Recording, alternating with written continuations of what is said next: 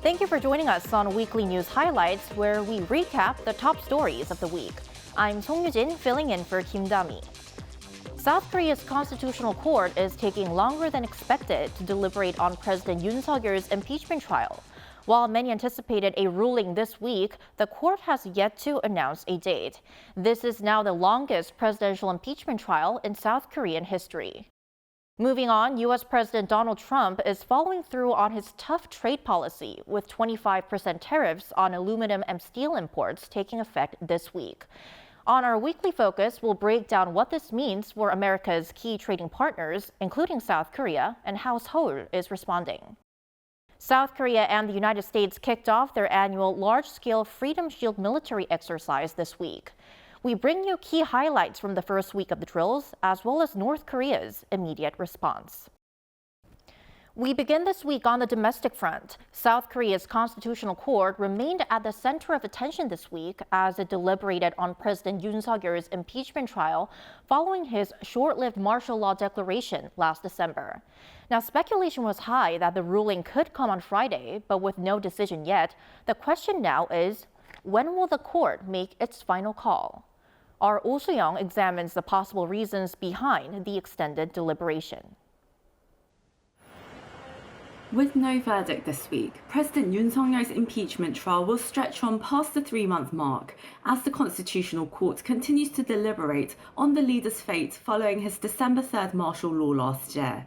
The court typically notifies parties to the trial of the ruling date at least 2 days in advance. However, no such notification has been given yet, meaning the decision will not be announced on Friday as widely expected, but by next week at the earliest. With a hearing scheduled Tuesday for the impeachment trial of Justice Minister Park Sung-jae in the afternoon, it seems likely Yoon's verdict would come later in the week. As Saturday marks 91 days since the National Assembly passed a motion to remove President Yoon from power, Yoon's case will become the longest presidential impeachment trial in South Korea's history. Former President Park Geun-hye's impeachment ruling took 91 days after the motion was passed, while Roh Moo-hyun's took 64 days. I'd say the longer than expected deliberation suggests internal discussions are more complex than anticipated. It seems the grounds for impeachment are clear, and it is hard to dispute the president's declaration of martial law was unconstitutional and unlawful. But the justices must determine whether the constitutional violations are severe enough to warrant removal from office. There may be justices who argue that it does not meet the threshold for an impeachable offense. Since the trial hearings wrapped up last month, the justices have been holding almost daily deliberations to review each issue raised by both President Yoon and the National Assembly. At this stage, they are still reportedly in the process of organising their views and exchanging opinions as political and public pressure continues to grow both for and against Yoon's impeachment. Over 2.6 million petitions have been filed in support and opposition to his removal from office. I think the court has a huge responsibility now and a huge burden. The court needs to make the reasoning and adopt a judgment based on legal reasoning. Not any other consideration should be taken, but the court should also consider the environment and the status of the society where we are staying now, and that makes the task of the court very difficult, I believe, but the court needs to stick to the basic fundamentals of law, of the constitutional law. The Constitutional Court is also deliberating on the impeachment trial of Prime Minister Han Duck-soo and is reportedly trying to decide the order in which the rulings for Han and President Yoon should be delivered. Both the National Assembly and Yoon's legal team have called for a swift ruling from the court. Oh Soo-young, Arirang News. Turning to national defense, South Korea and the United States launched their annual Freedom Shield military exercise this week. This is the first large-scale joint training since U.S. President Donald Trump began his second term in January. Our defense correspondent Kim Bo-kyung reports on how the allies are strengthening their defense posture across land, sea, and air. Troops aboard KUH-1 Suryeon utility helicopters approached the landing zone. While the U.S. soldiers keep watch, Korean soldiers conduct air assaults. About 400 troops from the ROK Army's 1st Infantry Division and the U.S. 2nd Infantry Division ROK U.S. Combined Division's Stryker Brigade held joint exercises on Tuesday. The drill at a training facility in Paju City is part of the Allies' computer-simulated Freedom Shield exercise that began its 11-day run on Monday. It aimed to strengthen South Korean-led combined operations capabilities with an ROK Army battalion commander directing U.S. company operations. Through thorough war games, from helicopter boarding to capturing the objective, South Korean and U.S. troops were able to move as one. In particular, by sharing combat expertise between the two countries' forces, we were able to further enhance our combat capabilities.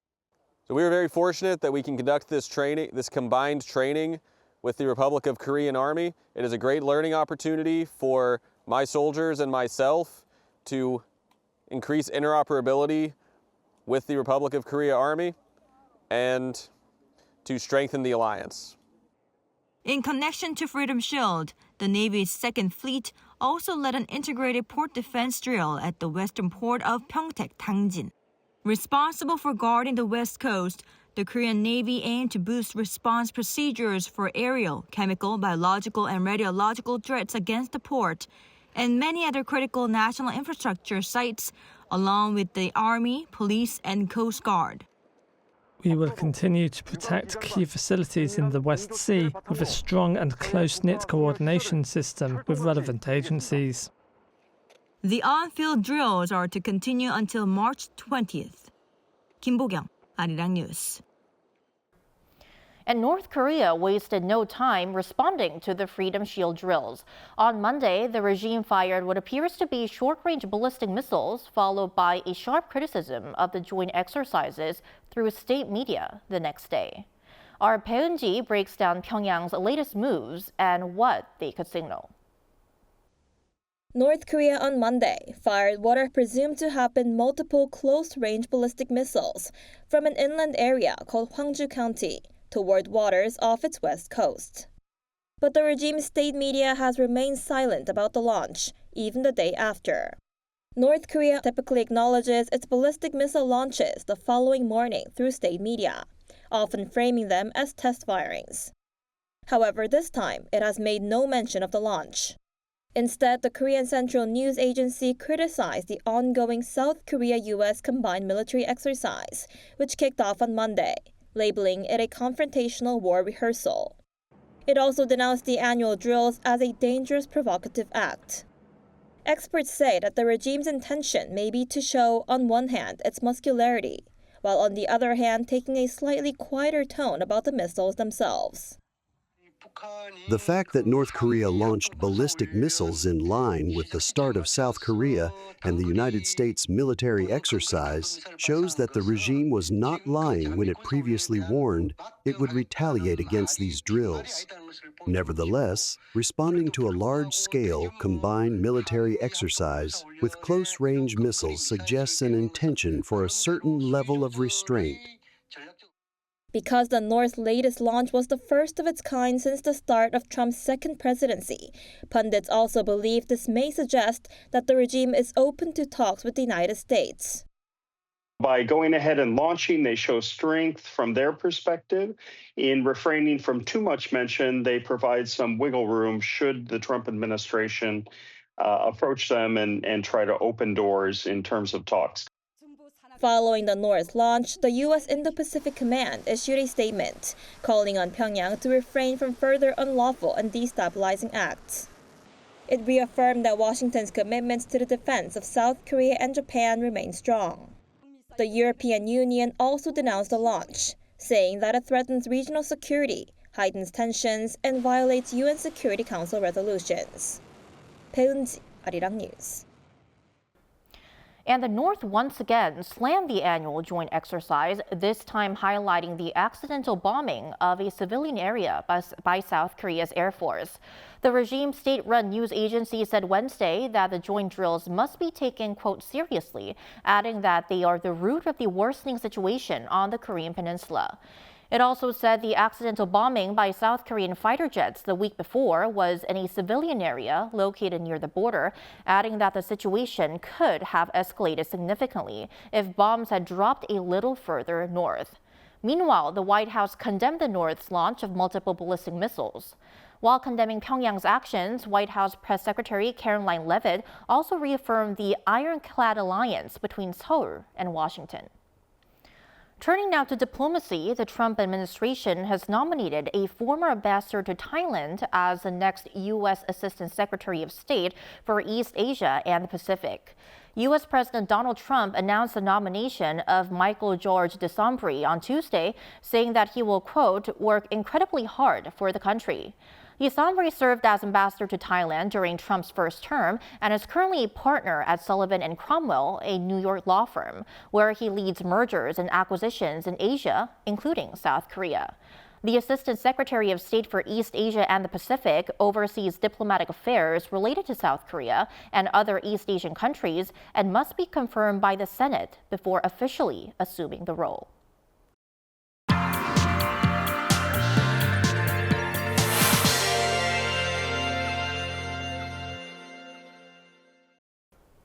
A major trade shift has hit steel and aluminum industries around the world with the Trump administration's new tariffs enacted earlier this week.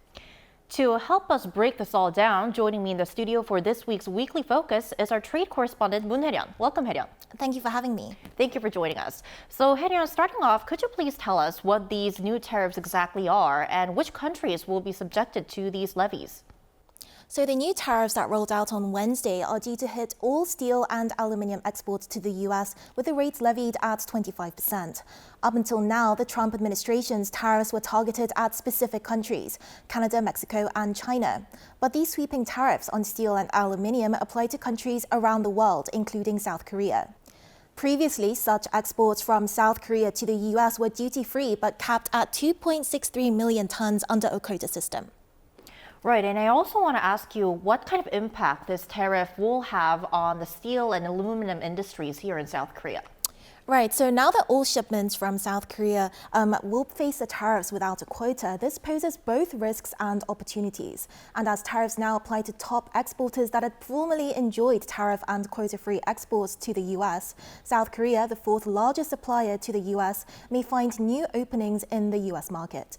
Still, the risks are significant with intense competition such as cheaper steel products from Southeast Asia, as well as the inclusion of steel and aluminium-derived products such as bolts, nuts, and springs under the new tariff scheme. These products are primarily manufactured by small and medium-sized businesses, which have fewer resources to absorb the impact, making them especially vulnerable to financial losses.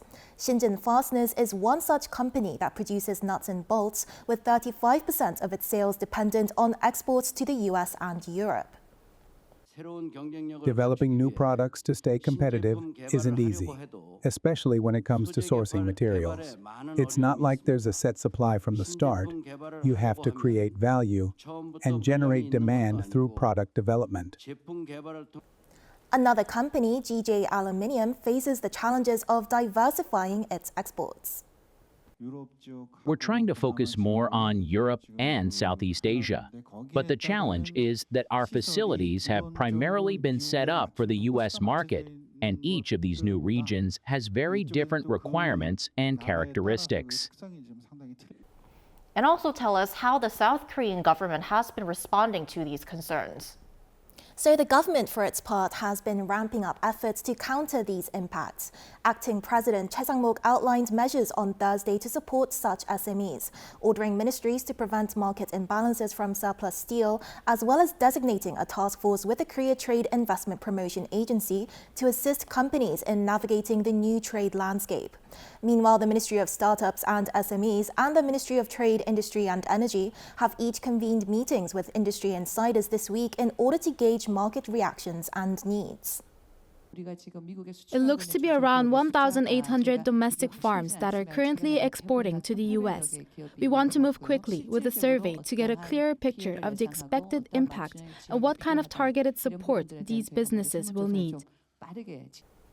The Trade Ministry pledged to support exporting firms with a total of 61.1 billion Korean won, roughly $42 million in export vouchers. This initiative allows SMEs to access services essential for overseas market expansion, including legal consulting and trade certifications. With the recent rise in global trade uncertainties, the government has increased the export voucher budget by 9% compared to last year. Definitely a lot of uncertainties currently at the global trade front. So Arirang, last but not least, I want to ask you, how is Seoul planning to move forward in the days ahead? Right, so moving forward, the government is planning to announce a more detailed and comprehensive support strategy sometime this month. During a meeting with industry leaders on Thursday, the industry minister highlighted plans to strengthen trade defense mechanisms. The government is toughening up its trade defenses to crack down on unfair trade practices and boosting the resources of our Trade Commission to dig into these issues. We also plan to strengthen monitoring of unfair imports. There's also aggressive negotiations with the U.S., with the country's Minister for Trade landing in Washington on Friday for high-level talks. If we think of this like a test, they must have some kind of grading rubric, right? We need to figure out what that rubric is. Then we need to quickly fix anything we're getting wrong, and we need to convince them of the things that we can argue against. With trade negotiations ongoing, officials stress that both short-term financial aid and long-term structural adjustments will be crucial for the survival and competitiveness of Korean firms in the global market. All right, our trade correspondent Moon Hae-ryun, thank you for the wrap-up. It was my pleasure.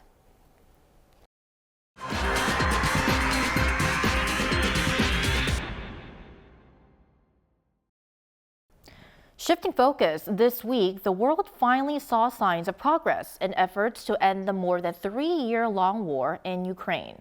During peace talks in Saudi Arabia with the U.S., Ukraine agreed to a 30-day ceasefire proposal with Russia, now putting the ball in Moscow's court. Our foreign affairs correspondent Bae Eun-ji has the details of the ceasefire negotiations. Talks between senior officials from the U.S. and Ukraine that took place in Saudi Arabia appeared to have been fruitful, as Kyiv agreed to a proposal for an initial 30-day ceasefire with Russia. In a joint statement on Tuesday, the U.S. agreed to resume military aid and intelligence sharing with Ukraine, immediately after Kyiv said it was ready to accept the peace deal proposed by Washington. The two sides also said they'll conclude an agreement for developing Ukraine's critical mineral resources as soon as possible. U.S. Secretary of State Marco Rubio, who led the U.S. delegation to the talks, said Washington would present the ceasefire offer to the Kremlin, noting that it's now up to Russia to end the fighting. Hopefully we'll take this offer now to the Russians, and we hope that they'll say yes to peace. The ball is now in their court. But how Moscow might respond is far from certain. U.S. President Donald Trump also said he hopes Russia agrees to the ceasefire proposal, hinting that he may talk to Russian President Vladimir Putin about it possibly this week. He added that he's willing to invite Ukrainian President Volodymyr Zelensky back to the White House. Get the Russians to agree? I'll talk to Vladimir Putin, yeah. I want to get, look, that's the other, it takes two to tango, as they say, right?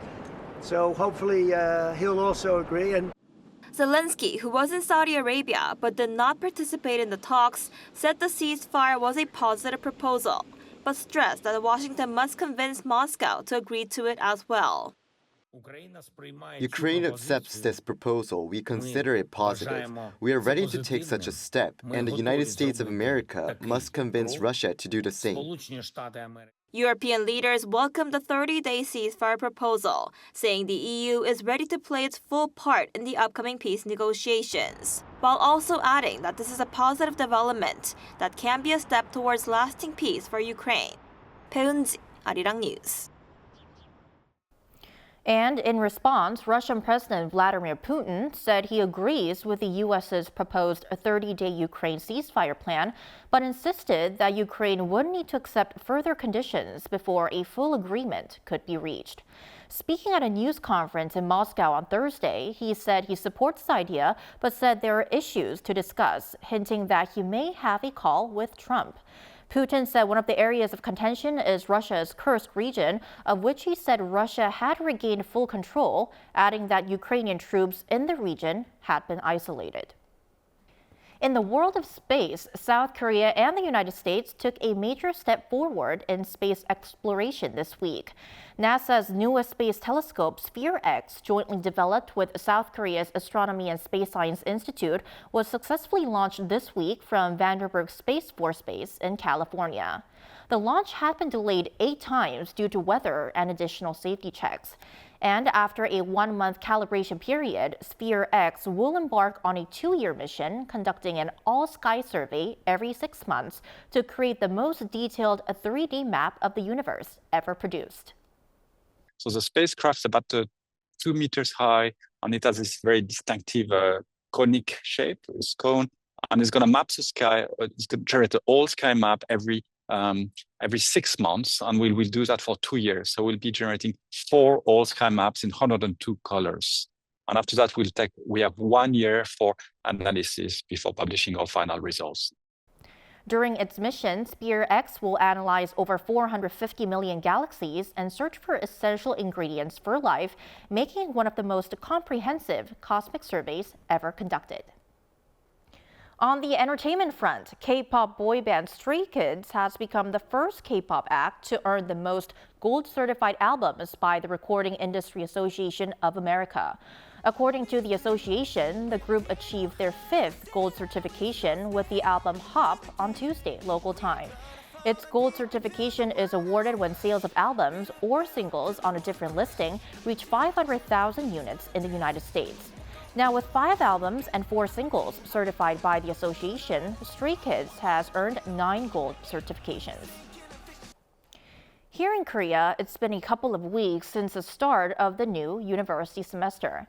But for many students, adjusting to new classes isn't the only challenge. Finding safe, affordable housing is another major concern. Now, this has brought back attention to one of Korea's most iconic student housing options, which has been around for decades. Park Gun-woo has the story. A small, quiet living room filled with university students. That's because a variety of 15 side dishes that might be quite costly at a restaurant are served twice a day at mealtime at this boarding house. These dishes are all cooked by the owner herself, who says it's a joy to prepare them for the students. Communal meals at boarding houses were common in South Korea up until the late 1990s, but as millennials began prioritizing privacy, studio flats have become more popular since then. However, students living here today say privacy isn't that much of a concern, as there are bigger benefits. Since I live in Seoul, eating out is quite expensive. I spend about 50K per day, but that's how much I would save by eating here. More students are choosing boarding houses to keep costs down. During COVID-19, there were almost no students, but after the pandemic, demand surged even among foreign students. I came from another country. It's quite expensive. I don't cook that much, no time, more convenient compared to other places. This boarding house, built decades ago and showing its age, has become increasingly popular with every single room booked. And it's not just this house, but according to data, boarding house reservations rose by around 20% in the first 2 months of this year compared to last year. An official from an online accommodation platform added that boarding houses are cost-effective for students, especially when compared to other housing options. In Korean style, we say the one room, the 1 month's price is more than 700,000 won. Boarding house, there are no deposit, and the average price is 400,000 won, include the meals. As boarding houses offer students an affordable option in an era of high costs, with rent, meals, and utility bills all included, this trend is expected to continue among students on a limited budget. Park Gun-woo, Arirang News. On the cultural front, this year marks the 80th anniversary of Korea's liberation from Japanese colonial rule and the 115th year since the death of independence activist An Jung-geun. Now, to commemorate his legacy, a special ballet performance is taking the stage at Seoul Art Center this weekend. Here's a preview of the show. Jumps, turns, and twirls. Sometimes movement speaks louder than words. The Korean ballet Anjungun, A Dance in Heaven, marks its 10th anniversary this year. An is best remembered for pulling the trigger that changed history, assassinating Japan's first resident general of Korea, Hirobumi Ito. Ito is known to have orchestrated the 1905 Ulsa Treaty, stripping Korea of its diplomatic sovereignty. Director and scriptwriter Yang Young-eun says An's final words before his execution became the heartbeat of this production. His words, "When I hear the sound of Korea's independence ringing from heaven, I will dance with joy," I realized he must have danced in moments of happiness. That's when I thought, why not tell his story through ballet, one of the purest forms of art? The ballet traces An's life from his marriage to his beloved wife Kim Ha-ryo at 15 to his final moments at 31. Ballerinos Yoon Jeon-il and Lee Dong-tak play An, which they call an incredible honor. I've read books, watched documentaries, and studied historical records, but I tried to embody his sacrifices and convictions. I kept asking myself, why did he make those choices? What must it have felt like to give up everything for a greater cause? I wanted to ensure that An's story in our production flowed seamlessly from the battles he fought, the sorrow of losing his fellow soldiers, his resilience, and how he ultimately carried out his mission. An's love, agony, and unwavering determination are expressed entirely through motion. This is where the ballet took a bold turn, breaking tradition with creative choices, most notably a rare male corps de ballet sequence. Typically, ballet prioritizes symmetry and uniformity, but we push beyond convention. More balanced shifts, expressive upper body movements, and dynamic movements. And our choreographer's Ba De-ryu beautifully conveys Han, Korea's deep sorrow and resilience. A story once confined to history books now lives on through dance. Each step a heartbeat, each leap a cry for freedom. And that is all for this week's edition of Weekly News Highlights. Thank you for watching. And from all of us here at Arirang News, have a wonderful rest of the weekend.